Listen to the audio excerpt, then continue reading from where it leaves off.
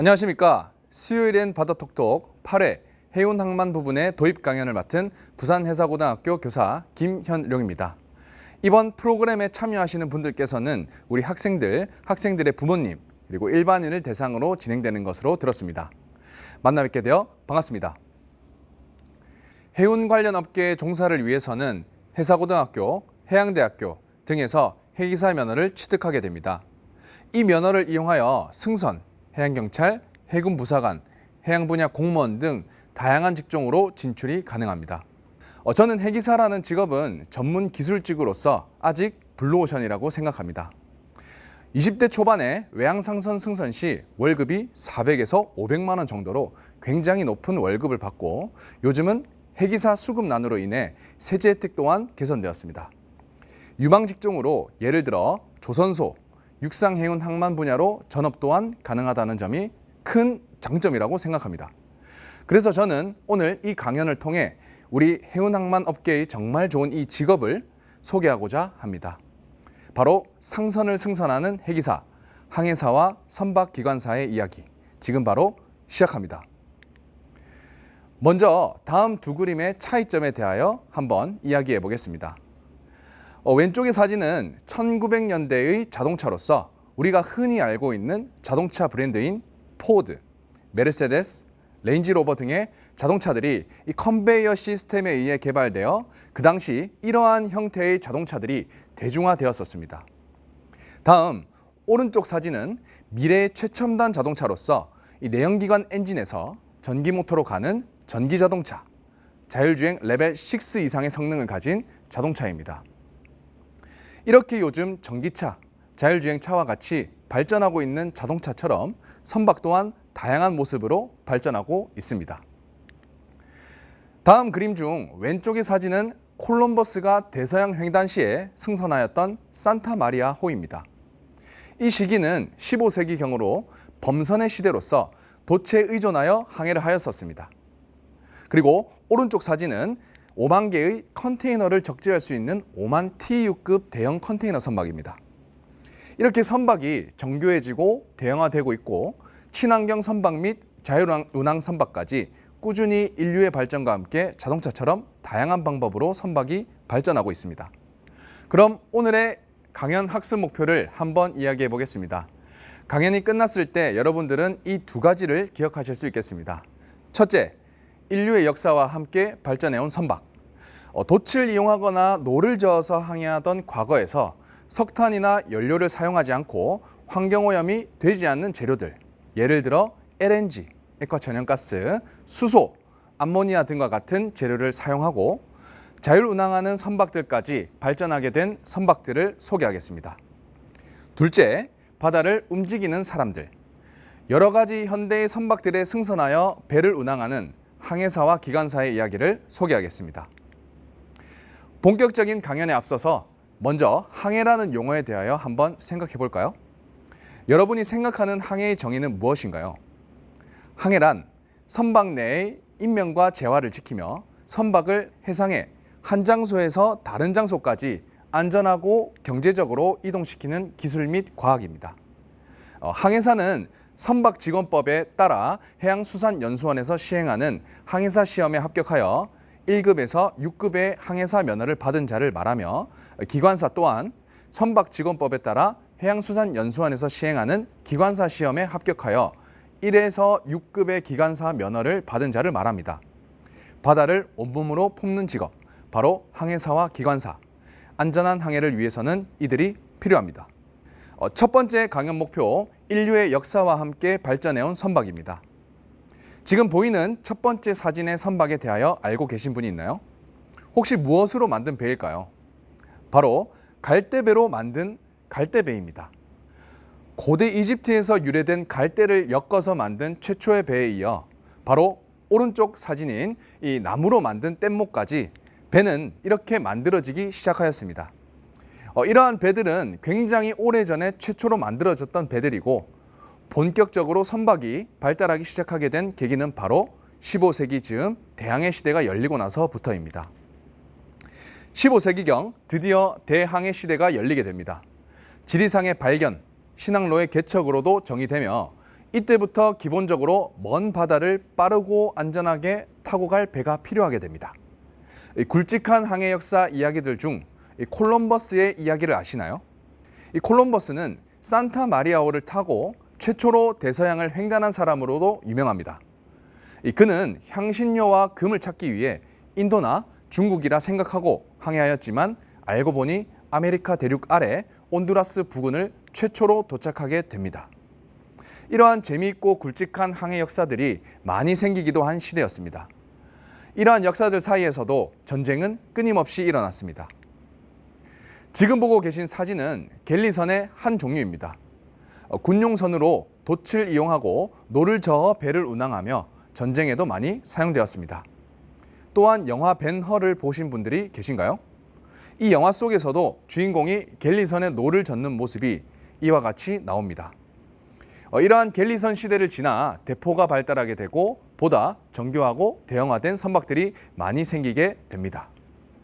바로 다음은 범선의 시대입니다.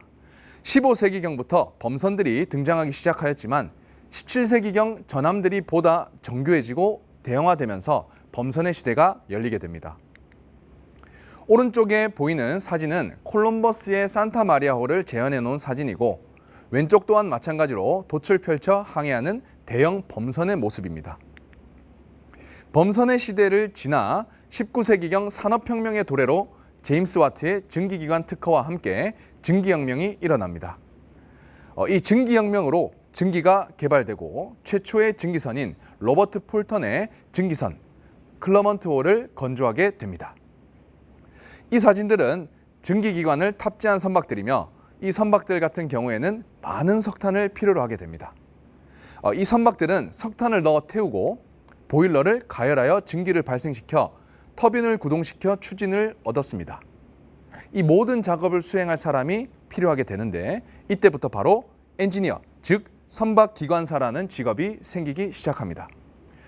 증기기관은 석탄, 즉 고체 연료를 사용하기에 엔지니어들이 인력을 이용하여 연료를 공급하여야 합니다. 훗날 증기기관은 주기관, 즉 외연기관에서 내연기관으로 액체 연료인 중질유, 연료유 등을 사용하는 선박들이 나오게 되었습니다. 그리고 현대의 다양한 선종들에는 1차, 2차 세계대전과 같은 많은 전쟁들이 종료가 되어 유조선, 화학제품 운반선, LPG 운반선, LNG 운반선, 여객선, 컨테이너선 등 다양한 선종이 나오게 됩니다. 이 다양한 현대의 선종들을 보기에 앞서서 먼저 항해를 하려면 항해에 필요한 도구들이 있습니다. 디지털 기기들이 발달하지 않았던 옛날에는 어떤 도구로 항해를 하였을까요? 바로 아스트롤라베, 마린 크로노미터, 육분이 등 이러한 도구들로 항해를 하였습니다. 이 항해를 하기 위해서는 반드시 본선의 위치를 알아야 합니다. 옛날에는 이 별을 관측하여 방향을 알아낼 수 있는 기구들이 필요하였고 태양의 위치 그리고 천체의 고도로 측정하고 확인하여 선의를 구하였습니다. 여기서 선이란 선박의 위치이며 본선의 위치를 구할 수 있어야 올바른 방향으로 가고 있는지 확인할 수 있기 때문입니다. 다음은 항해를 하기 위해서는 반드시 필요한 현대의 기기입니다. 바로 엑디스, Electronic Chart Display and Information System, 전자해도 표시 시스템입니다. 이 선박에서 사용하는 종이 해도 대신에 컴퓨터로 해도 정보와 주변 정보를 표시하는 장치로서 해도 정보, 위치 정보, 선박의 침로, 속력, 수심 자료 등을 종합하여 스크린에 도식하는 시스템으로서 선박의 위치 확인, 최적 항로를 선정하고 좌초 및 충돌 예방을 신속하고 안전하게 수행할 수 있는 최첨단 장비입니다. 과거에 아날로그로 선의 측정을 하여야 했던 시절과 달리 정말 간편하고 스마트한 장비입니다. 이러한 디지털 장비들이 발달하게 되고 여러 가지 선종들의 탑재가 되기 시작하였습니다. 우리 현대의 선박들은 다음 보여지는 그림들과 같이 사용 목적과 용도에 따라 화물의 종류 및 성질에 따라 다양하게 만들어져 왔습니다. 첫 번째 선종은 오일 앤 케미컬 선입니다. 기름 및 화학제품 운반선으로서 기름을 운반하거나 화학제품과 같은 액체화물을 운반하는 탱커선이라고도 불립니다. 이러한 탱커선들은 보통 선창 내에 액체화물을 적재합니다. 다음 선종은 LPG 운반선과 LNG 운반선입니다.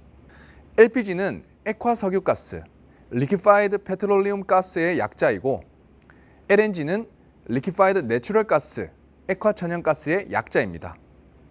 기체 상태의 화물을 고압, 액화시켜서 액체 상태의 화물로 운반합니다. 위 선종은 보시는 바와 같이 대형 선박들이 많습니다. 다음은 컨테이너선입니다.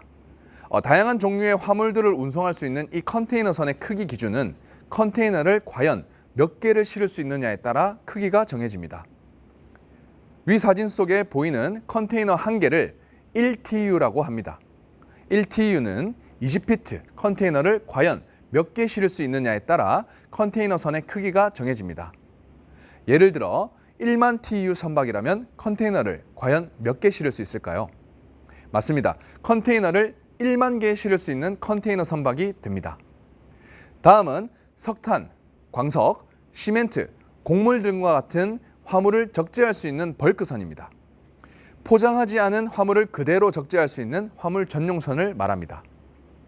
다음 선종은 세계 항해를 항해하는 크루즈 여행이나 짧거나 길게 승객들과 화물들을 운송할 수 있는 여객선입니다. 이 외에도 카케리선, 로로선, 피더선 등과 같이 화물의 종류, 사용 목적에 따라 다양한 선종이 존재합니다. 이제 이 다양한 선종들을 안전하고 경제적으로 운항할 수 있도록 하기 위해서 필요한 사람들이 바로 다음 주제에 나오는 바다를 움직이는 사람들입니다. 바로 두 번째 강연 목표, 바다를 움직이는 사람들, 항해사와 기관사입니다. 방금 보신 선종들과 같은 대형 상선에 오르는 인원은 17명에서 21명입니다. 다양한 부서에서 각자의 역할에 맞게 등급에 따라 명확하게 역할 분담하여 선박을 운항하게 됩니다. 각각의 직책마다 업무가 조금씩 다릅니다.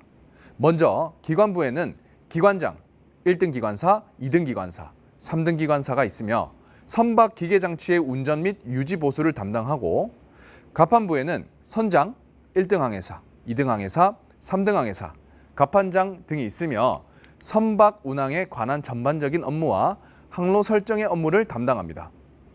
그리고 공식 명칭으로는 사주부라고도 하지만 쉽게 이야기하여 요리부라고도 하였습니다. 이 요리부에는 조리장, 조리사가 있으며 선원에게 양질의 식사를 제공합니다. 이렇게 각자의 역할에 맞게 명확한 역할 분담을 하여 선박을 운영합니다. 다음, 각각의 역할에 대하여 말씀드리겠습니다. 이 선장의 역할로서 책임과 업무에 대하여 자세히 말씀드리면 선박 내 인사 및 관리, 유지 등을 하는 직책이며 선박의 모든 지휘 권한은 선장에게 있습니다. 선장은 선박의 운항에 있어서 선박, 승무원, 승객 및 화물의 안전 운송에 대하여 책임을 지는 사람입니다. 이 선장은 우리 항해사들의 최종 목표이자 해양 꿈나무들의 목표입니다. 이 선장과 항해사는 해양에서 승객과 화물을 운송하기 위해 선박을 조종, 선박을 안전하게 목적지까지 운항하는 역할을 합니다. 1등 항해사는 선장으로부터 당직 사관의 업무를 위임받아 선박이 목적지에 안전하게 도착할 수 있도록 선박을 조종하는 업무를 시행하며 2등 항해사는 선장을 도와 항해 계획을 세우고 항해에 필요한 각종 계기를 관리합니다. 3등 항해사는 선교에서 주로 업무를 진행하고 선장, 1등 항해사, 2등 항해사를 돕고 선박 조종, 필요한 서류 작성 등의 업무를 수행하게 됩니다. 다음은 선박 기관사입니다. 이 선박 기관사가 하는 일은 주로 선박을 움직이는 주기관, 즉 동력 장치와 주발전기, 냉동기기 등의 보조기기를 정비하고 관리하여 선박이 안전하게 운항할 수 있도록 하는 역할을 수행합니다. 각각의 역할들로는 먼저 기관장은 이 기관부의 기기 운용, 보수, 정비 등에 있어서 모든 책임을 지는 역할을 합니다. 그리고 1등 기관사는 본선이 출항하기 전 메인 엔진을 확인하고 준비사항을 체크하는 역할을 주로 합니다.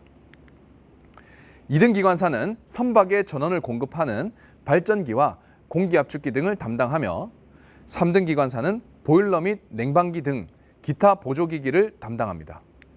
이렇게 개인보다 전체를 생각하는 책임감이 필요한 직업, 우수한 직업 경쟁력을 가지고 다양한 진출 경로로 안정성이 높은 직업, 바다를 온몸으로 품는 직업, 바로 항해사와 기관사입니다. 이 안전한 항해를 위해서는 이들이 필요합니다. 이번 도입 강연인 이 베이 기관과 항해, 제가 준비한 내용은 여기까지입니다. 강연을 청취해 주신 모든 분들께 다시 한번 감사드리며 저는 부산해사고등학교 교사 김열용이었습니다. 감사합니다.